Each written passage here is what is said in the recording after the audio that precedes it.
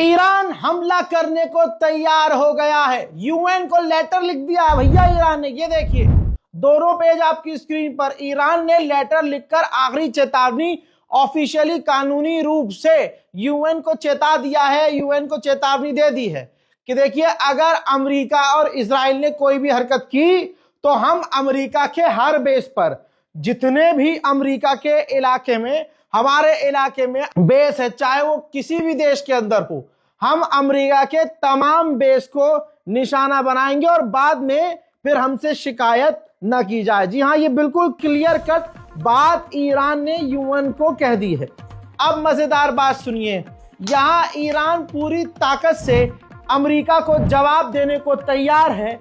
वहीं आपको बता दूं डोनाल्ड ट्रंप का प्लान यह है कि लिमिटेड हमला किया जाए ईरान पर, लिमिटेड यानी बड़ा हमला नहीं, लिमिटेड। लेकिन यहां रुक जाइए, यहां पर यह नहीं कह सकते कि डोनाल्ड ट्रंप तो डरा हुआ है। नहीं नहीं नहीं नहीं, ये चालाकी भी हो सकती है। जितनी तैनाती उसने की है, गल्फ वॉर में तैनाती नहीं की थी, जितनी तैनाती उसने की है ऐसी तैनाती की है कि जैसे कई देशों से उसकी लड़ाई हो। तो तैनाती इतनी खतरनाक और हमला इतना छोटा, ऐसा नहीं हो सकता। इनके खून, इनकी जात में, अमेरिका और इजराइल की जात में धोखा है। तो देखिए अगर डोनाल्ड ट्रंप कह रहा है कि हम हमला करेंगे, उसने भी मुंह से कंफर्म कर दिया, तो इसका मतलब जंग खतरनाक होने वाली है। वहीं ईरान राजी हो गया है कि हम अमेरिका को लिखित में जो एग्रीमेंट है वो देने को राजी है। उसकी चिंताओं को, अमेरिका के डर को, अमेरिका की टेंशन, कंसर्न को दूर करने के लिए हम जो चीज मान सकते हैं, जिस चीज पर हम कॉम्प्रोमाइज कर सकते हैं, वो हम लिख के देने को अमेरिका को तैयार है। President, are you considering a limited military strike to pressure Iran into a deal? Thank you, press. Keep moving. Thank you. Are you considering a limited strike, sir? Thank you. I am considering. You are considering that? How seriously are you considering that, sir? Have you talked to the governor about the press?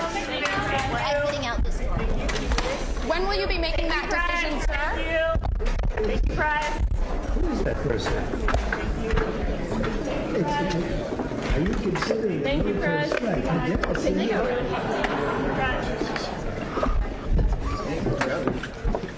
Hazrat, ISIS के खिलाफ और आतंकी संगठनों के खिलाफ NATO और international फौज की कई टुकड़ियां, कई देशों की फौज मिडिल ईस्ट में तैनात थी। तो भैया नॉर्वे के भी 60 से ज्यादा सैनिक मिडिल ईस्ट में तैनात थे अमेरिका की मदद के लिए आईएसआईएस के खिलाफ। तो भैया नॉर्वे ने देखा कि ईरान फुल फॉर्म में चल रहा है और ईरान बहुत बजाएगा, तो ईरान का खौफ कुछ यूं तारी हुआ कि नॉर्वे ने अपने 60 के 60 फौजियों को नॉर्वे वापस बुला लिया। हज़रात, एयर ट्रैफिक कंट्रोल के जरिए आपको मैं बता दूं, ईरान ने अपने कई इलाकों का एयर स्पेस बंद कर दिया है। ईरान लगातार धीरे धीरे करके अपने एयर स्पेस को बंद कर रहा है। लीजिए दूसरी अपडेट और आ गई है जो काफी बड़ी है। अमेरिका और इजराइल दोनों का कंबाइंड प्लान तैयार हो चुका है। मिलकर दोनों ने प्लान बना लिया है कि ईरान पर कैसे हमला करना है, अमेरिका को क्या करना है, इजराइल को क्या करना है, कैसे किस तरह से हमला करना है कि ईरान की सरकार गिर जाए। ईरान के पास 2000 बैलिस्टिक मिसाइल है जो इजराइल तक बहुत तबाही मचाते हुए पहुंच सकती है। इजराइल का दावा यह है कि ईरान उन बैलिस्टिक मिसाइल को बढ़ाकर 2027 तक 5000 करने वाला है।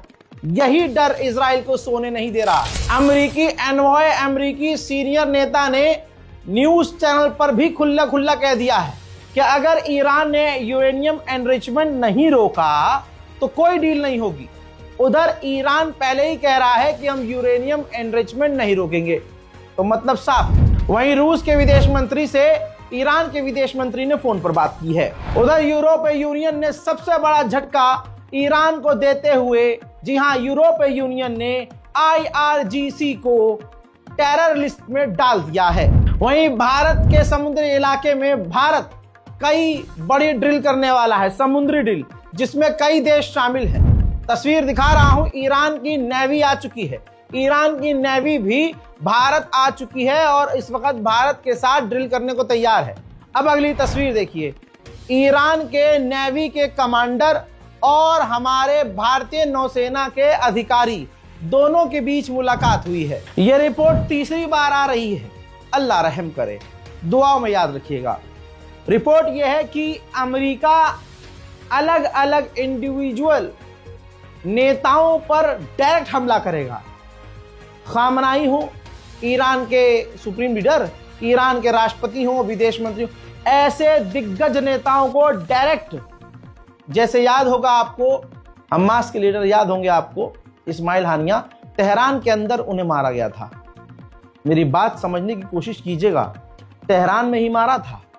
ईरान कुछ उगाड़ पाया? नहीं उगाड़ पाया, चीखा चिल्लाया सब। और ये पूरा उनका जो मर्डर है वो काफी बड़ा प्लान किया गया था पहले से, क्योंकि भाई ईरान के अंदर मोसाद के जासूस भरे हुए हैं। गरीबी इतनी, किसी को $200 दो, कत्ल करवा दो। समझ रहे हो? तो किस तरह से इस्माइल हानिया का कत्ल कामयाबी से किया, और ऐसे ईरान के टॉप IRGC के कमांडर और टॉप साइंटिस्ट को अमेरिका और इजराइल ने ऐसे ही धोखे से मरवाया। तो कोई बड़ी बात नहीं है, इसलिए कह रहा हूं ये धमकी काफी डराने वाली है कि कुछ टॉप लीडर्स को ईरान के अमेरिका निशाना बना सकता है, मार सकता है। हजरात, जर्मनी ने अपने लोगों से यह भी कह दिया है कि जल्द से जल्द जो भी जर्मन ईरान में रह रहे हो वापस आ जाओ, छोड़ दो ईरान।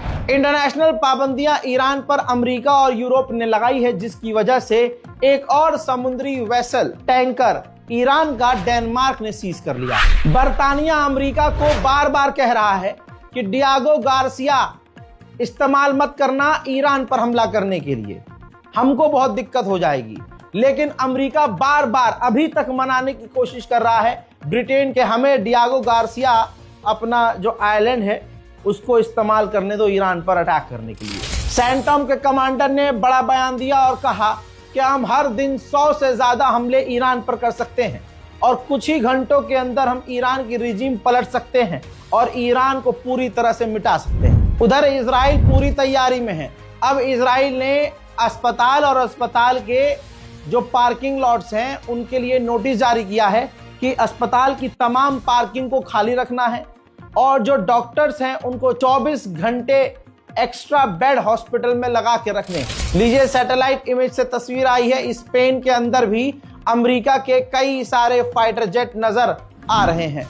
ईरान के विदेश मंत्री ने इंटरव्यू में साफ कहा कि अमेरिका ने हमें जीरो एनरिचमेंट के लिए नहीं कहा है। अभी भी अमेरिका से बात चल रही है।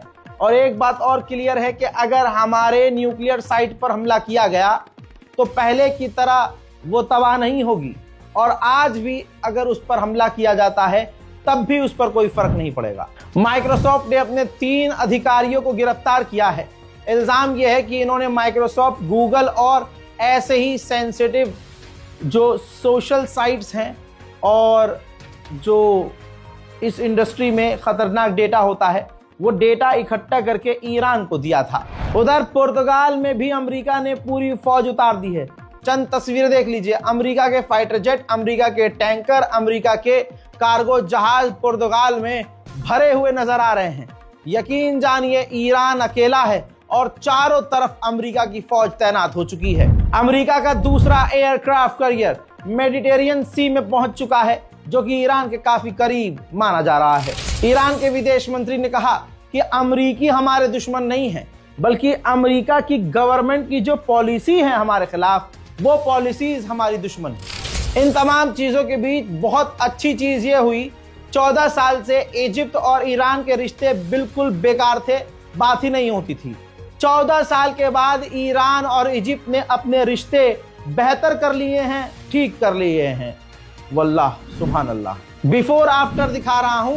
ईरान की ये न्यूक्लियर साइट है, हमले के दौरान 12 डेज वॉर में तबाह हो चुकी थी। ईरान ने उसको दोबारा से रिपेयर किया हुआ है। बाजू में तस्वीर आप देख सकते हैं। मोहतरम हजरात, ईरान स्पेशल रिपोर्ट में फिलहाल के लिए इतना ही। इस रिपोर्ट को शेयर करना बिल्कुल मत भूलिएगा। अपनी राय कमेंट सेक्शन में जरूर लिखिएगा और हमारे चैनल रजा ग्राफी अनस्क्रिप्टेड को सब्सक्राइब जरूर कीजिएगा। जय हिंद।